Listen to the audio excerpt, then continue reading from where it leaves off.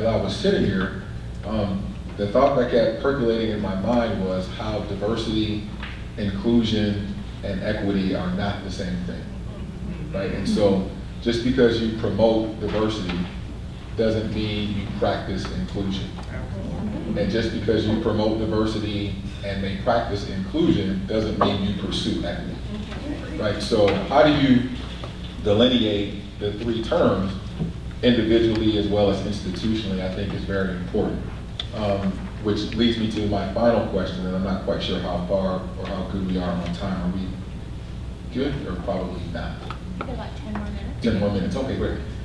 So from the standpoint of students, what would you encourage students to do in these spaces and places as advocates, as they bump up against the system, as they are subjected to a system?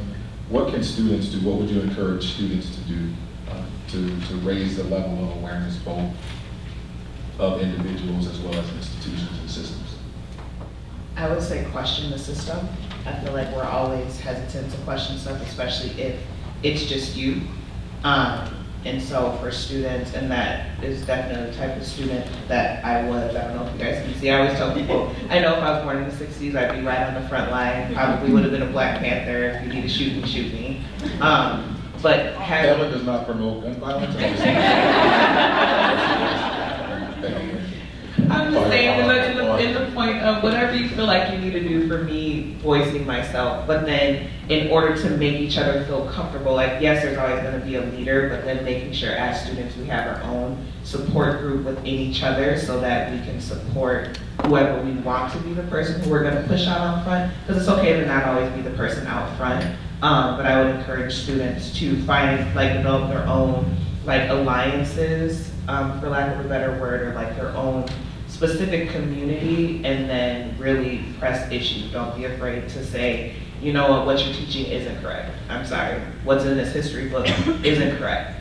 I did, just like really voicing it and not being afraid to voice it, but then making sure that you have, because sometimes too, it can be scary to be the only person out front, which is why I say, make sure we, like, in the group decide, okay, you're gonna be the person who talks, but we're all gonna be right behind you, backing you up, because I think that's an important thing that we don't think about, like, yeah.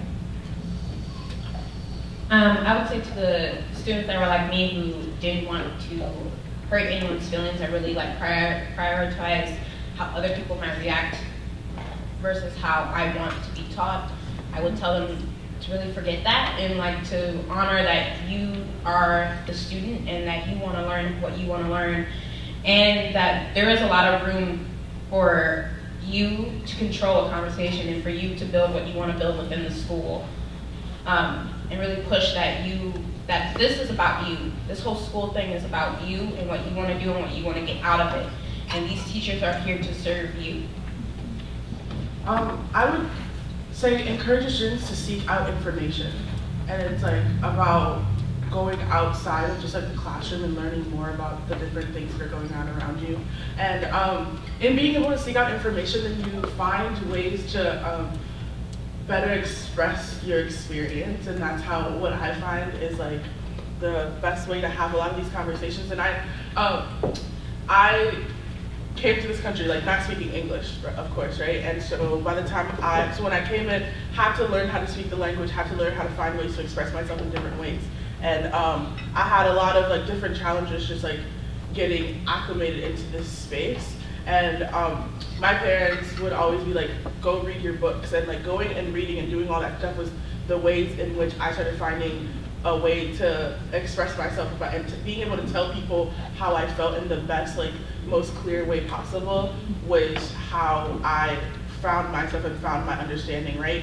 And while it gets like very frustrating to have people be like, wow, you're so articulate, didn't see that one coming, kind of a thing, like, I needed to do that so that I can be able to tell someone just how I felt. And so when you seek out information, you can be able to find the words that define things that you didn't know you could explain before, right? And so a lot of the times for students with people with marginalized identities who are minoritized, you sit in a space and you're like, I'm feeling this thing and I don't know how to explain it. But when you seek out information, you find the words to be able to go, hey, this is how I felt in this space. this is what this felt like for me. This is how we explain what you just did there, right? Like, discovering the word microaggression was the best day of my life.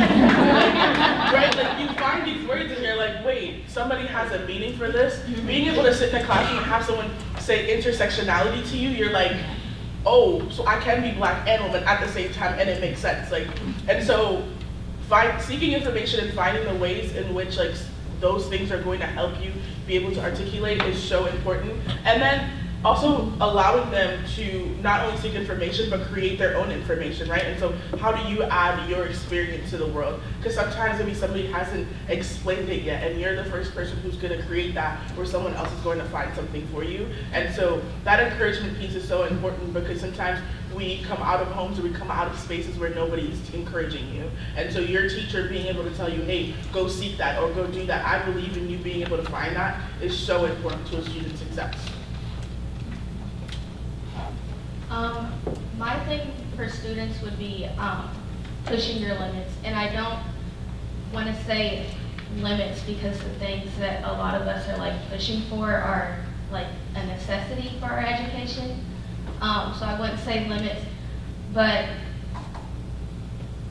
especially this year, my biggest thing was just like, if I have to go and check my principal, I'm gonna go and check my principal. I'm not, it's not okay anymore, and I think especially with like this generation, there are more of like open-minded people, and they are harder to find, but there are a lot of us out there, and so I think just students now need to like just push for what you want, because at this point there are no limits anymore, because this generation is getting more of like a voice and more opportunities, I would say, to like better the world that we live in. So I think just pushing for what you want, pushing for what you need.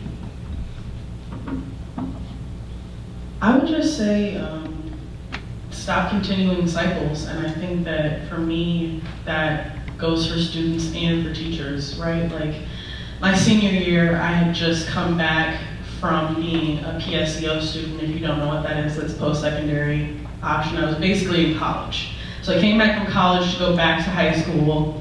My assistant principals weren't having it. I was not trying to be in class. And I think when I mean cycles, like my relationship with admin became that I was this bad influence and like this rebel, Black Lives Matter, like this like not good kid. And because they started that cycle and started putting that thought in my head, I started feeling like that too, not wanting to come to school, not wanting to be a part of that system. So like, I guess what I'm trying to say is, I think that you need to be very intentional in the way that you are, I'm trying to look for the word, y'all. The way that you present yourself and the way that you give yourself to the world, right? Like I think that just being very intentional maybe is the word. Because I know that if I would have thought to myself, or if somebody would have told me like, hey, I know you really don't want to go to class, but you might want to go to class just for feeling, you know what I mean, just for your own sake. Like, I think that conversation would have maybe even changed the way that I felt, maybe changed the course, that relationship that I had with that AP that I felt like was always on my tail. Like, I think it's very simple things that stop the cycles. So, being intentional in who you are and the cycles that you start and the cycles that you're a part of. So my advice to other students is, if you have a problem with something, speak up. Like other teachers can't figure out what's going on with you if you're not going to like speak up for others. You might do other students a favor too. I had a time where I was in physics, and you know, physics is, I guess, predominantly men science class. I was the only colored woman in that class, and I was the only girl in that class. And I guess they never really took my side. Like if it was a problem that we were doing in class and we had to share with other students, they would always think I'm wrong, but I'm always right. But there's no genderism in that. yeah, there is at all. But yeah, if you have a problem with something, my advice is just to speak up for others as well. You're doing all of us a favor.